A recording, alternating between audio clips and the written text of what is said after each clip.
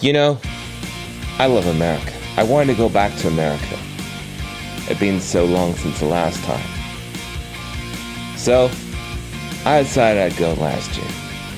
And I did. And for 3 weeks, I had a total blast. I got to see live music. I got to see America. I got to check out some cool cities. And I got to eat some amazing food. And yes, drink some awesome beer. So, it happened. I got to interview some cool people, and I got to hang out with my very dear friend Michelle Page again, which I loved. So for 3 weeks, I had a total blast.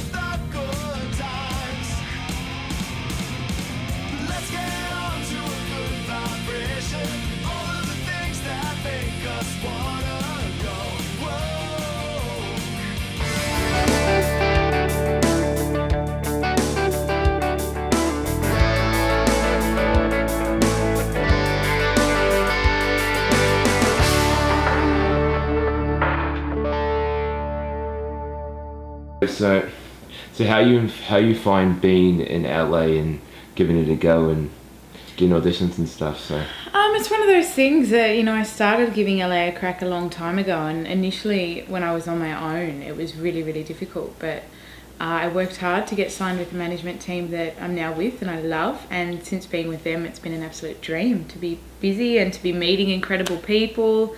It's a very testing place for the soul, I find, but it's an incredibly inspiring place to be. So I know at this point in my life it's where I need to be. So I'm happy. So as an actor, how often do you, being in Hollywood, how often do you, how's your schedule like each week? So does it vary from how many auditions you have? And Definitely. I've been pretty lucky. I've been pretty busy. I think, you know, the slowest week I've had since being here is 1 audition a week, which is a dream compared to what I was getting in Australia. But generally speaking, when it's busy, I could be getting, you know, 2 a day, maybe even 3. Who knows? Yeah, it's completely different. So is auditioning here in America different to auditioning in Australia, or is it more or less the same? No, it's very different. It's a strange environment. You can always hear, like when you're in the waiting room and another actress goes in for the part or whatever, you can always hear the auditions, and I find that absolutely just crazy. And you hear the casting director's opinion on them once they've left the room as well. So I've had that quite a lot, and that's really quite scary when the casting agent's been absolutely brutal. But you know, there can be cattle call instances as well. If you're going for an indie film, they'll call in just hundreds of people, and they can be very rude. No thank you, no nice to meet you, nothing like that. But generally speaking, when you're going for the bigger projects, they're really lovely, and it's quite an exciting process. But it's a bigger process here in Australia. You might have 2 callbacks or something, whereas here you get the audition, you get the callback, you get the test, you get a meeting. You have to go through all these stages, so it's quite a big process. So as you were saying beforehand, that is that Aussies are just a bit more professionalism when they terms again the work here in America?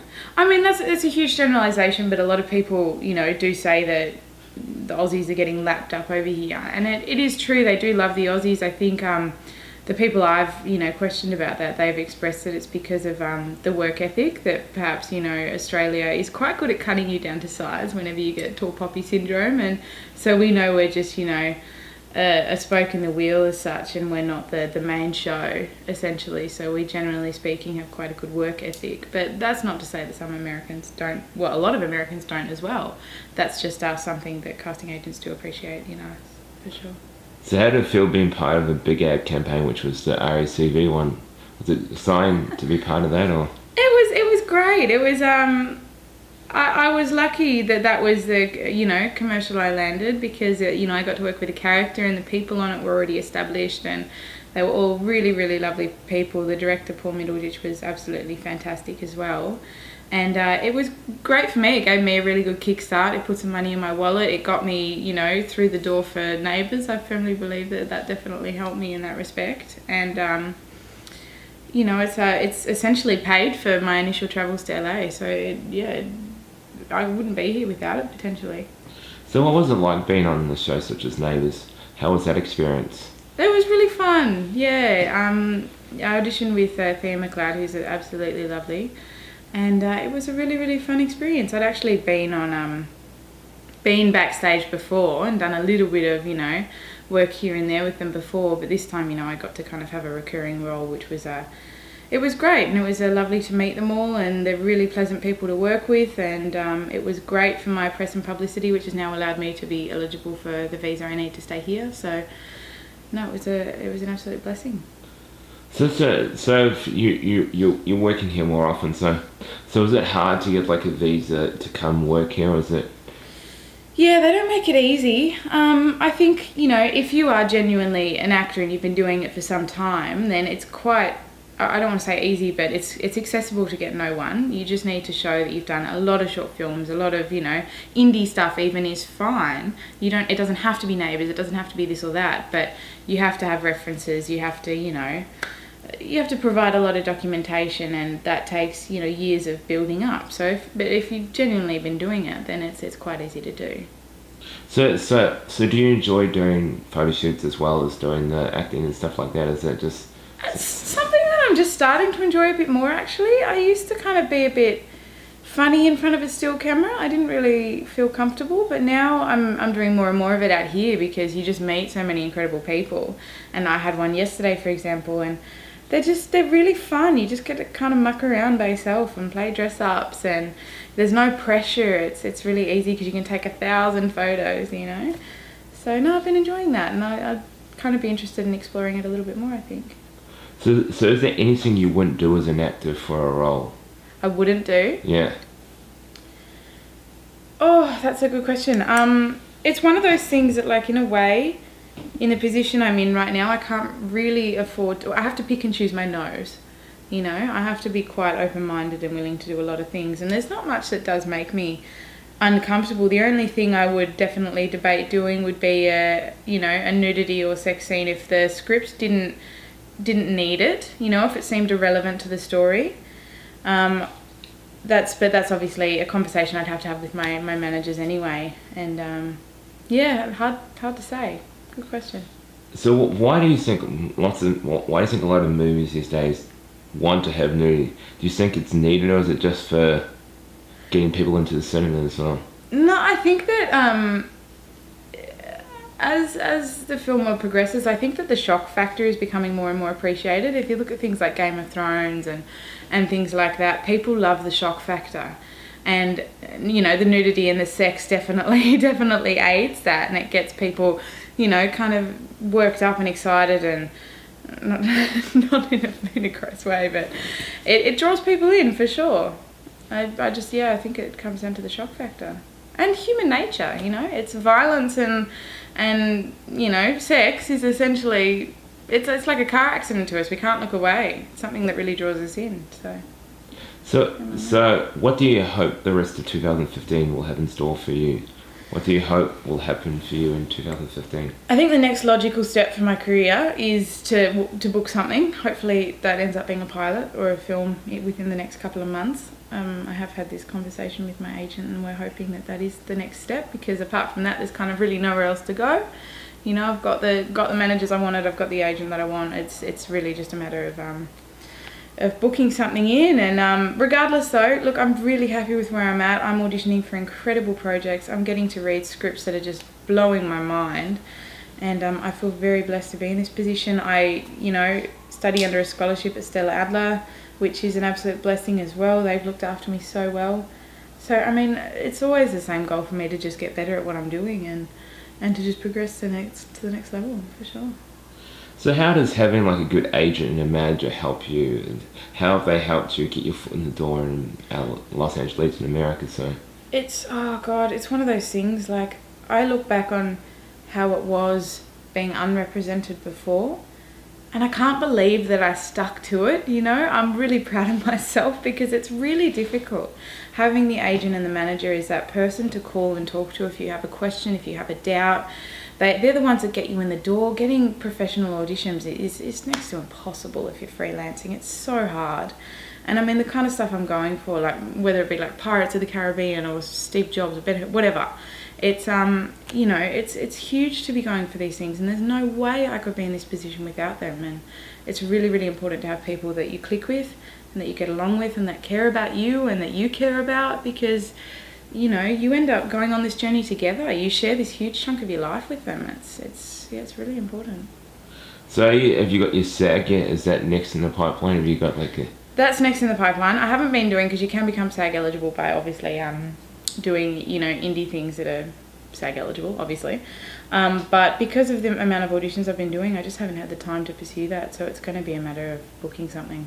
Yeah, and then if you book something, then the right people go, yep, you can get that, and then you can... Yeah, exactly. You can always pay for, your membership as such, but that's not a road that I particularly feel I need to go down. Is it expensive to get SAG? Or? Yeah, it is. I can't remember exactly how much, but I know my roommate has gone down that road, and she's very grateful she did.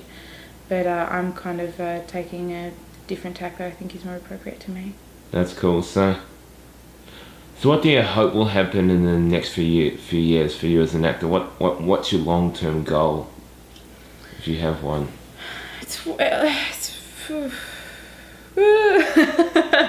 I don't know. It's one of those things, like, I just want to be working and paying the bills and be happy wherever I'm at, and that doesn't take much for me, but I know that with the managers that I have, they generally represent lead actors, and so the stuff I'm going for is typically lead roles.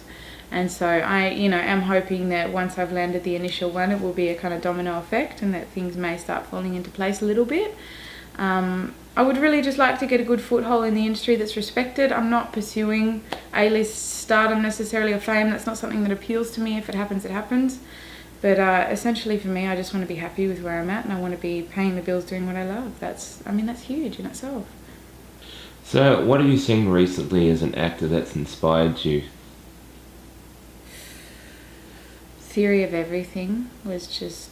I went to the screening of that, and Eddie Redmayne was there for a Q&A, and that was brilliant. That moved me so much. Not just the story itself, like it was so interesting learning about the life of such an icon, but his performance was just absolutely just incredible. I mean, imagine playing someone with ALS from the point of before being diagnosed all the way to the end. It's just absolutely insanity.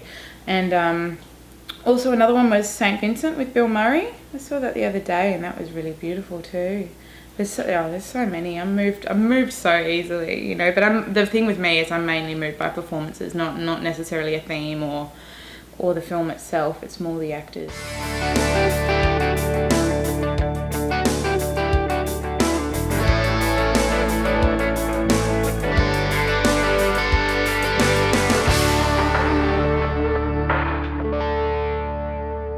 I'm here with Heather Longstaffe.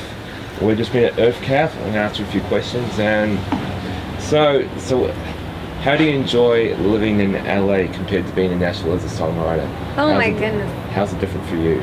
Man, it is completely different. There's a lot of track guys here. The writing process is different. There's a lot of top liners, which is like people will write tracks and people... Hold on. Do you want me to look at the camera or you want me to look at you? You're looking straight in the middle, which is fine, so... You want me to look at the camera? Yeah, you're in the middle, which is perfect, so... Okay, I'll start again. I can answer. So LA versus Nashville writing is completely different. Nashville is a lot of people sitting in a room with a guitar and coming up with stuff, and a lot of times in LA they will already have a track built, and you'll just go in and kind of sing over top of the track, and it's a completely different process. So I enjoy kind of dipping my feet in both waters and writing both genres and covering all the bases, because it makes me grow as a songwriter. So does songwriting get any easier for you now as you've matured as an artist? Is songwriting easier? Yes. I feel like I went to school in Nashville by writing every single day for like 3 years, full-time writing, and wrote with some amazingly talented writers there. And every time you write a song with someone else, you basically collect little songwriting tools in your toolbox, and you just keep acquiring more tools. And now when I go to write a song by myself, I can pull out all those things I've learned from other people and write an even better song alone because of it. That's cool. So how does having a publishing deal help you? Publishing deals are good because they kind of, they can pay for your groceries. Publishers will set you up with rights, with people you might not necessarily have written with. They'll also kind of help you get placements in TV and film. Every publishing company is different. So it kind of depends who you're working with, but it just kind of gives you like a backbone as a writer, somewhere to go for help, somewhere to help you with finances, somewhere to have support. So does social media play a big part in what you do? Social media as an artist is huge. It's massive. I would probably get rid of every social media if I wasn't an artist. Because I want to stay in touch with my fans, but all the stuff outside of that I could do without.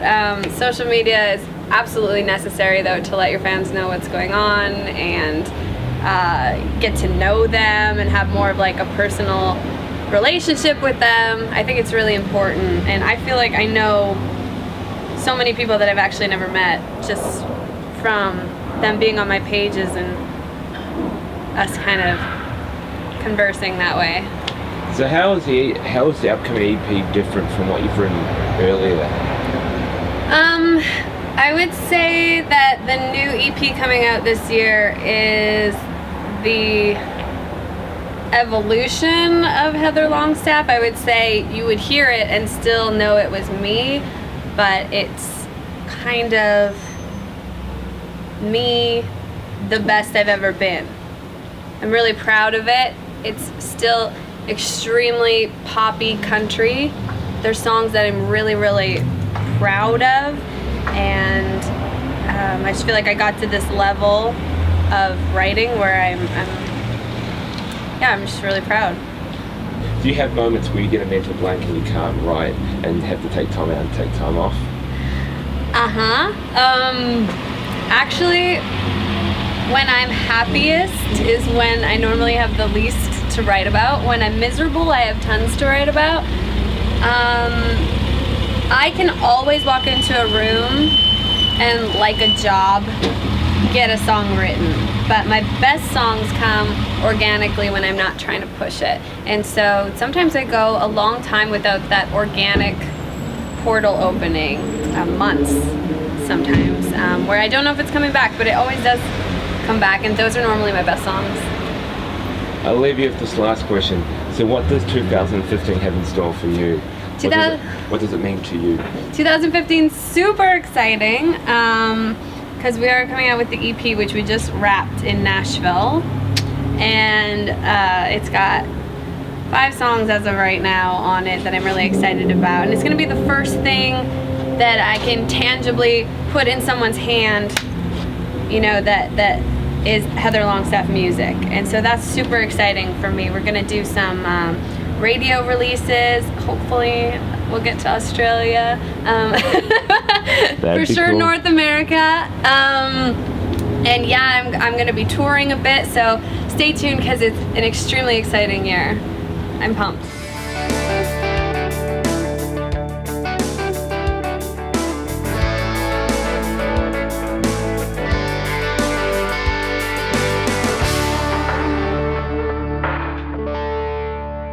Hey, it's Chris from the Parx-e Show here. I'm with Karen Waldrup.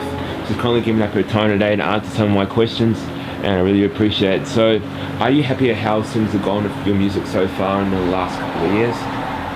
I'm very happy with the way that my music has gone for the last few years. I moved to Nashville, Tennessee 5 years ago, and they told me it was a 5-year town, and it sure is, because it's, you know, there's a lot of things to do before you can go full time. There's a lot of writing, a lot of recording, a lot of creating, and obviously creating a web presence.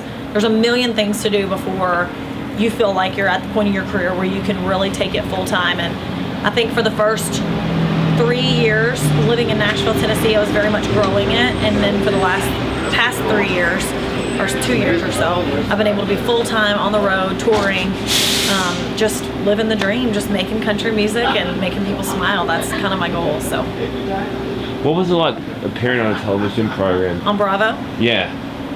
Talking about the one Platinum Hit? Yeah, that's the one. Being on Platinum Hit was so much fun. We were able to go and live in LA in a loft and basically wake up at 5 a.m. and work until 1 a.m. that night, just writing music, creating music. They put us on different teams, so depending on what team you were on, you co-wrote with the people of that team. There were 12 songwriters selected from the entire country, and we all went to LA. I was Country Karen, of course, on the show, and we just got to write songs and make music. And with the release of that TV show, which was in 2011, which was several years ago, because of the national exposure that I got from that show, I was able to start touring and start creating, and it just kind of launched me into the next step. And I think for an independent artist, it's really crucial to kind of have that moment where you go into the next level of touring. And Bravo TV's Platinum Hit was a huge anchor for me to be able to make music full time. So it was definitely quite a dramatic experience. There were a lot of late nights. There were a lot of hungry people. There were they took all of our buying power. So we didn't have a wallet, a debit card. We didn't have any cash. We just lived in a loft and woke up and did exactly what production told us to do for the entire production period that we were out there, which was fun. It was like living in a bubble. It was like living in a production bubble. So how has that experience helped you living in Nashville, and how has it helped you with writing with others and the creative process of making music? Bravo TV's Platinum Hit with Jewel and Cara Diaguardi in 2011 really helped me to be able to co-write better, because it forced us to co-write. There were 12 songwriters, of course, and we had different teams that we had to co-write together. And I learned some things in that TV show that I still apply to my co-writing. I'm actually writing today, and I apply those things to my writing even still. One of the biggest things I learned was when you're sitting in a co-writing situation and one of the co-writers has a good idea and you have a good idea, but no one really has the right idea, it's a good thing and it's an okay thing to step outside of the room and for one person to go to a different area or one person to go to the car, or to kind of step aside and each person say, okay, you come up with 2 ideas, I'll come up with 2 ideas, and when we come back together, we'll pick the best idea of those 4 ideas. So that in itself has been huge for me, because one of my new singles, we were exactly in that situation, Trashy Crash the Party. We were sitting there writing it and we were stuck at that point where we needed that one thing. And so the co-writer and I split up. She went into another room, I went into another room, and we both came up with ideas and came back together, and sure enough, we established the hook that way. And so that, just kind of stepping away from your co-writer, going into a different room, trying something different, that's something I really learned from Bravo TV. And also the ability to, whenever you're sitting there and you're writing a song with someone, to be honest with kind of how you feel and to edit, to not be afraid to edit, to say, we wrote this song today and we're gonna live with it and we're gonna play it live and we're gonna do what we do with it, but we're gonna come back and we're gonna edit it. Because, just like anything, it's easy to kind of get married to the song idea right when it was first written, but after sitting down and going through it and editing it, sometimes you can come up with something better. So, editing. So how does social media play a huge part in what you do as an artist? I was driving around the other day in Nashville, Tennessee, and I was thinking about social media, and I realized something very important. Music in the 90s was either make it or break it. It was either you had a record deal and you had a record in Walmart and you had a nationwide tour, or you had nothing. And I think in 2015 the model is very different, because there's so many artists in between those 2 points. And social media really allows independent artists in 2015 to reach their fans direct to market. Exactly right there. You can contact them, you can tell them about shows, you can tell them about new music, you can ask them advice. You could say, hey, what outfit should I wear tonight? Or which guitar should I play tonight? Or what city should I stop in next? I mean, you can ask your fans this and you can really engage with them. And it allows independent artists like me to be able to sell merchandise online, to be able to book tours through social media, to be able to have a business independently. And while we're all going after the wizard of the major record deal and the major financing and all of that, which I'm constantly working towards, I'm constantly meeting with publishers and labels and producers and people to get me to that level. But in the meantime, we have to make a living. We have to pay our bills, and we have to be able to support our lives. And so when people can go onto my social media and buy a t-shirt or buy a pack of all 5 CDs for $25, that allows artists like me that are independent to be able to get to the next step. And it's kind of always this constant ride that's moving forward, getting to the next step. So social media, I think the answer to that question is that social media allows artists in 2015 to create a living from live performance. I know that it's done that for me, and I think the future of music is direct to market. And I think that's something that I've been fortunate enough to do, collecting email addresses, having social media, connecting to people like you guys right now. How could you have ever met me or seen me if it wasn't for the internet? So how important is going viral? I think being able to have a song that resonates with people that are in Delaware, or people that are in Texas, or people that are in California, or wherever the people are, in Australia. It doesn't really matter. Everybody's kind of the same. We all love a feeling that lives in a song. And I think if you can create a song that makes someone pick up the phone and call their sister or their brother all the way across the world or across the country and say, hey, you got to check out this song.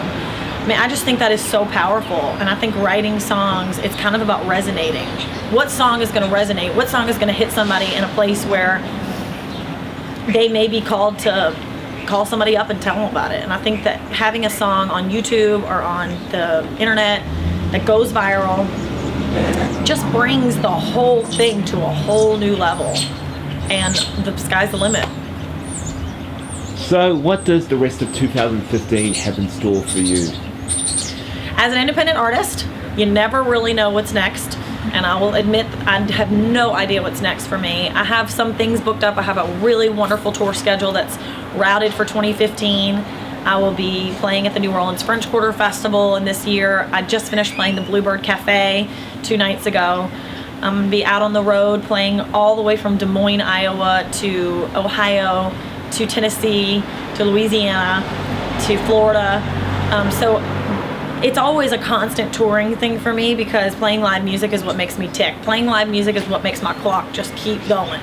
And so the live performance aspect of it is huge, but the number one thing that's coming in 2015 is my new record, which is gonna have my single Trashy Crash the Party, which is a really fun little song about the truth of the matter when, let's be honest, that little something inside of you, kind of your alter ego takes hold whenever you're out partying, and it's just a kind of a funny little comedy song. And so my 2015 record, I'm excited about it because it's the best produced record I've ever done. I believe it has the best songs I've ever written, and I think as an artist, as long as you're creating music better than the project that you did before, then you're continuing to grow your music career. And I just look forward to, in February of 2015, I'm gonna have 4 songs on Bravo TV's My Fab 40, which is great. Having songs in film and TV is huge, and I'm blessed for Bravo TV. They've obviously done a lot for my career, and so be looking out for that. My music on Bravo TV's reality show,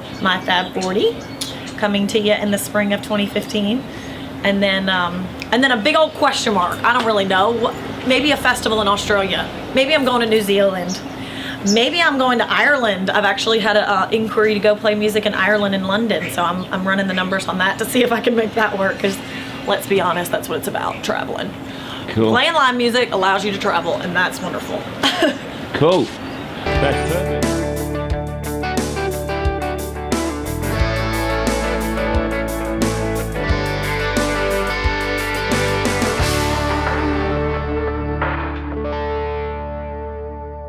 Parx-e Show here. I'm with Passerine, one of the coolest bands hitting the Melbourne scene right now. You should all check them out. They're going to kindly answer a few questions, and let's rock and roll. So, Channel V, huh? Yeah. Woo! Yes, winners. So how does it feel to be going on Channel V? So Pretty excited. Yeah. It should be good. I mean, we worked really hard. To vote for ourselves. But I think we earned it. So what inspired the new clip, the new song? The inspiration for the clip, yeah, that's a really good question actually, because, and it was one that I was asked only recently, which is, I guess we told Jess, the guy who was filming it, that it should be just cool looking, not too much narrative, and just compliment the song. Yeah, we were pretty keen on not acting. Yeah, that was a big thing. I didn't want to act. I'm like, and he's like, you just need to look serious. I'm like, yeah, I think I can do that. Yeah, we can kind of handle that. Yeah. I actually really struggled to look serious. We cracked up a lot between takes. we did. But it's, someone asked me today, what's the story behind it? I'm like, whatever you think the story is, that's perfectly fine. So how long did it take to film the clip? It was like 6 hours. Maybe a bit longer, about 7. Longer? Yeah. I mean, of shooting and then obviously editing. Yeah. That's the part we were involved in. Yeah. Jess who edits and the does all important part. Yeah. the shooting, and then Jess pulled it together super quickly, and it was all wrapped up seriously from concept to shoot to That's true, edit. It was actually happened pretty quickly. I think it was about a month in total. So yeah, it was pretty quick. Yeah. So are you happy with the feedback to the song on the clip? How it's been received? And I think so. I mean, we're getting some blog love. Absolutely. Channel V is obviously a bit of a boon. It's got some Double J support, and then it's got a lot of support from community radio. We did a live to air with Triple R recently, and booked in to do PBS next month, and it's been all over the place on Joy last night. The community radio has been very, very supportive, which has been fantastic. how important do you think is having like a publicist or somebody who's getting behind what you love and really loves what you're doing and has the drive and determination? These guys are cool. I want to work with them. And how important do you think having that helps you get your brand, which is a band, out there? So I think it's super important, yeah. I think if you're going out there and saying, hey, listen to me, look at me, everyone's just like, yeah, whatever. Yeah, nobody listens to the band saying that the band is good. No. Yeah, that's true. It's difficult to talk about how awesome you are. Yeah, especially about yourself. Especially in Australia, with Australian culture being very and all that. Yeah, exactly. You need somebody telling the public that we're actually good. People talk about this idea of like assembling your team in the music industry, like having a publicist and a manager and a booker and whatever. But like, I guess the you can do a lot of stuff yourself, but the ideal part of that is you want to focus more on whatever creative pursuits and that kind of thing. If other people can take certain jobs off your back, that helps a lot to focus on playing rehearsals and all the other things writing you need songs. to worry about. So just writing songs in itself is a big enough thing, let alone doing all the other stuff. Drinking scotch in the shower. nothing wrong with drinking scotch. So how does the song come to the band? So how does the songwriting process happen for the band?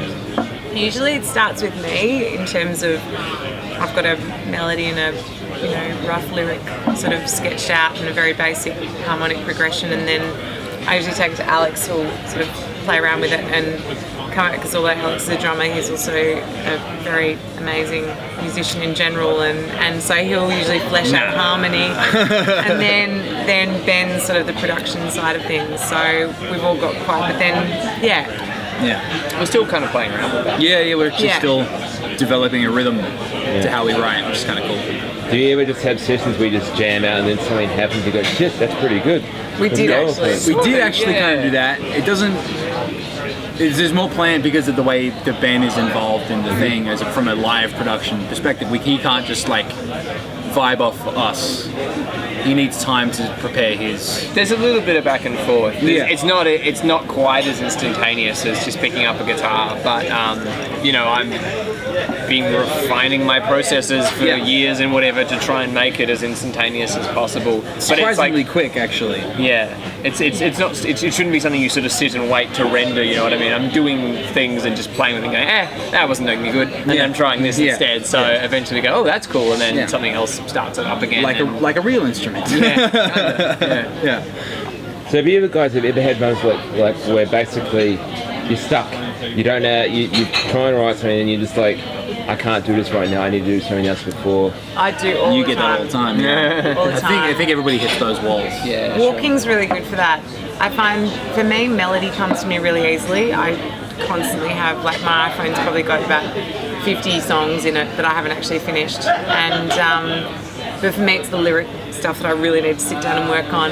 And often I'll actually, thankfully I've got a dog, and so I'll, you know, just take her for a walk. And it's great because on the walk I'll be thinking, I'm like, what am I trying to say? What am I trying to, how What can I is say this that? song? Yeah. And something will pop into my head. And the worst thing though is there's been times that I've done that, and then in my head fleshed out this whole thing, and then I've got home and got distracted and then gone, I can't remember any of that. Yeah, the phone All recorder's about good that. for getting things recorded before you forget what they were. Totally. Yeah.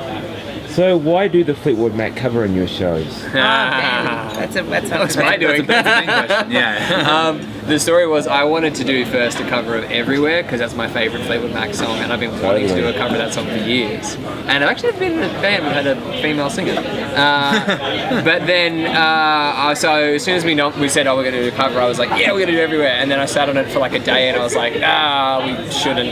That song's nice, but sort of mellow, well, entirely mellow, but anyway. Not what So we're then going. I'd had Fleetwood Mac sort of my heart set on that, so consulted The Dance, the live album, and landed on Tusk, and then just played with it, and it seemed like a lot of fun. And I didn't realise so how much many, fun. but it's so much fun, but I didn't realise actually how many Fleetwood Mac haters there are out Yeah. there. Oh, okay. I've actually Wow. had, but I've actually had so many people come up to me since that show, since our launch on Friday, and say, oh my god, I hate Fleetwood Mac, but I loved what you guys did. I don't get that though. I don't get it Fleetwood either. Mac stroke, what's wrong with I know, that? Exactly. I don't know. I mean, Sweet Little Lies is a great song. Yeah.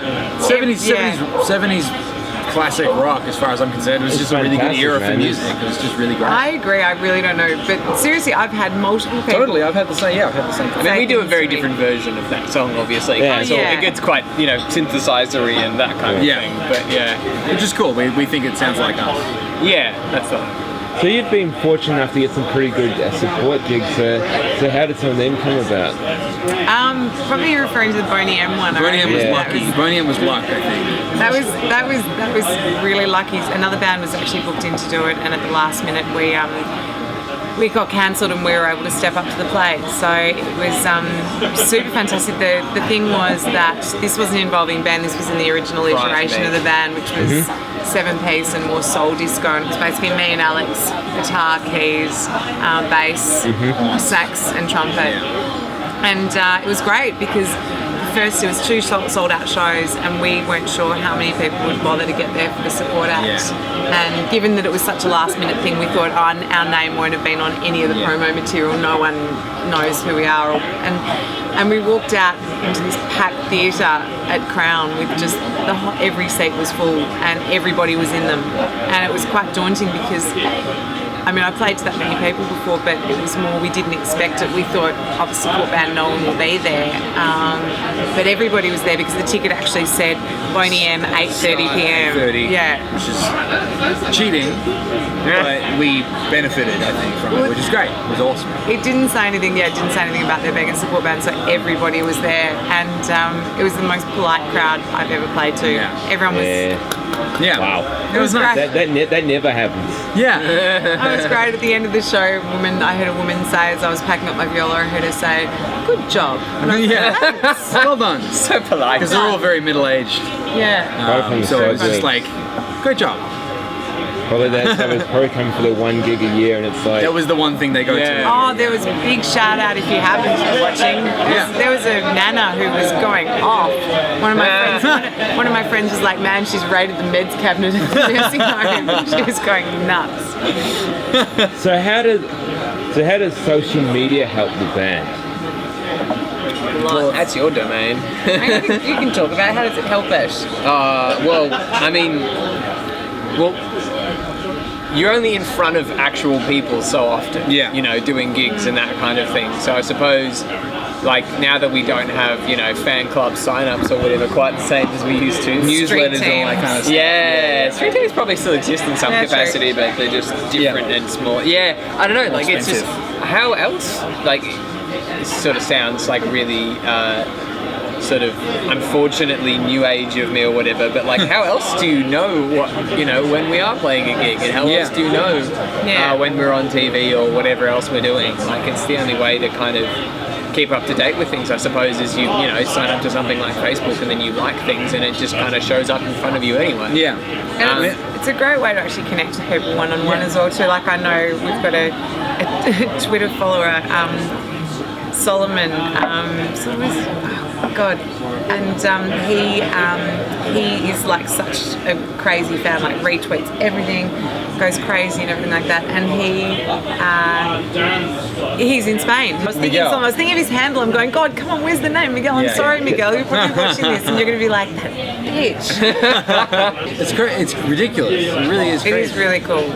But the problem is, you have bands that say, or bands that say, look, you can only buy your music in Australia on iTunes. We're not going to sell to anywhere else around the world. And it's like, why? I mean, like, why not? I guess messy on the legal end, I'm sure. Yeah. Like for reasons out of people's control. But, they want to make more money worldwide, pretty much it is. So they figured, if we can sell to lots of territories, we can make more money. But hey, if you release in one place, one spot, you get fans who want to buy it straight away. So. That's true, I guess. Yeah. Exactly. Yeah.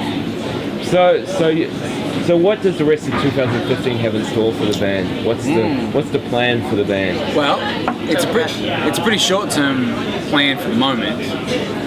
We don't have a whole lot of.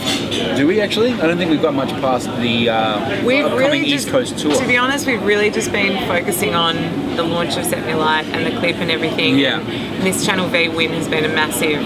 And obviously Secure the First was kind of a unexpected big thing as well. Absolutely. Yeah. You know, but we're heading up to Sydney, Canberra, Bendigo, a little mini tour, and then stopping back at a new festival, just super mini, boutique. Boutique's the word, yeah. But it's a great lineup. It's called I'm New Here, and it's at the winery at Werribee Mansion, and it's nice. Neri, Harpoons, Lanx, Animo, us, Cool.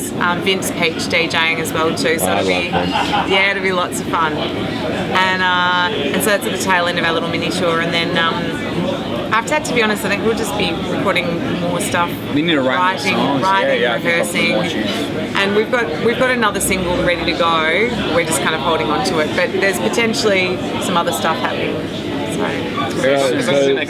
So no album in the cards then? I don't think it's the right. I'm not sure it's the right market for like a full-length 14-track album. I think we're only rush. Do an EP. Yeah, exactly. I mean, like with the single and subsequent remixes. I mean, the next biggest release will probably be an EP, if anything. I wouldn't be surprised if it's like a 4 or 5, maybe top 6-track EP. Not a full-length LP, I wouldn't think. Anyway. We're still kind of finding our footing a little bit. True. In this incarnation of the band and what it is we like doing. It hasn't been very long, has it? It's only been like 3. No, man. I've never been in a band that played shows as quick as we did.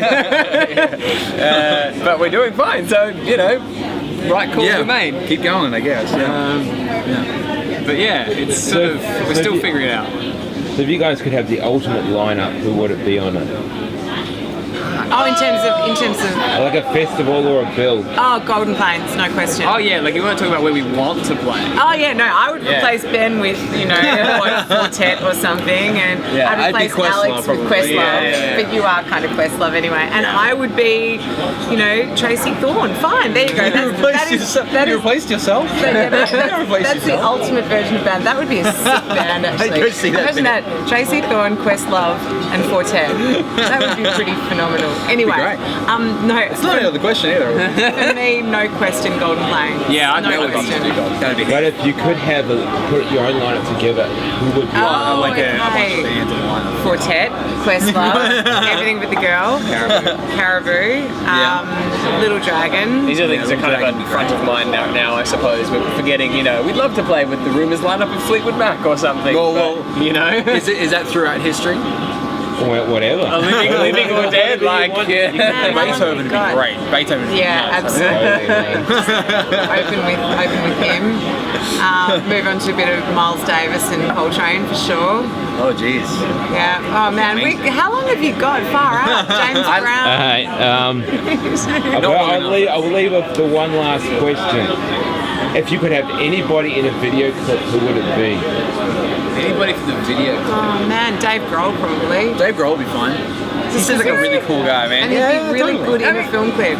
I would go for more of a like I don't know, Steve Buscemi or something. Like go get like a kind of Like a character actor. a character, yeah, like a weird sort of actor kind of thing or whatever. Like Dave Grohl's a musician, like he has his own fucking music to deal with. That's true. Get a like an odd acting choice or something. Yeah. Okay. That'd It's be like, awesome. I'd love to see Steve Buscemi in a film. I'd like to see a version of Passerine film clip where all the characters are played by Steve Buscemi, including us. Or Dave Chappelle. Yeah, sure. That would be Why good not? too. That would be really good. Steve Buscemi and Dave Chappelle in a movie together would be great. Yeah, okay, there you go. Cool. Hollywood. We're done. Hollywood. Get on it. Thank you. Thank you very much.